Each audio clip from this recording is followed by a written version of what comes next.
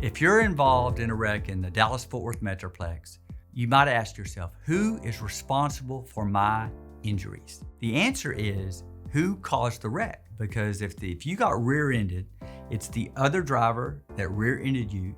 They are responsible. Now, they're not gonna have the money to pay to fix your car and to pay for all your medical bills. So they have insurance. Most everybody has insurance, and their insurance company for this responsible driver is the one that steps up and pays for all of your damages, your lost wages, your medical bills, your pain and suffering.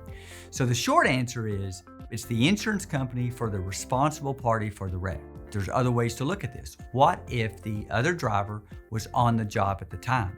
Who's responsible then? Well, it's their employer. Think of a trucking company.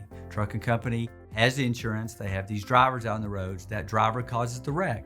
It's the trucking company's insurance that will be responsible for paying for all the damages caused by this negligent trucker. That also applies if they're working for a governmental entity.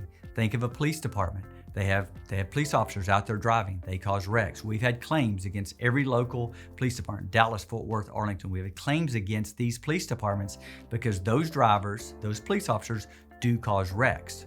And so you always look to who caused the wreck, were they employed, and that answers 99% of the questions. Now, every now and then, there might be somebody else that's responsible. Say a passenger in a car grabs the steering wheel and causes them to wreck. Super rare, but I've seen it.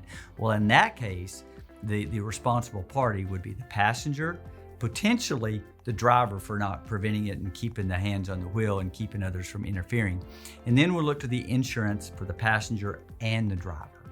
So in the end, what I look for is who is responsible, who caused this accident, and who is their insurance. And were they employed? And if so, we take one more step up to get their employer's insurance.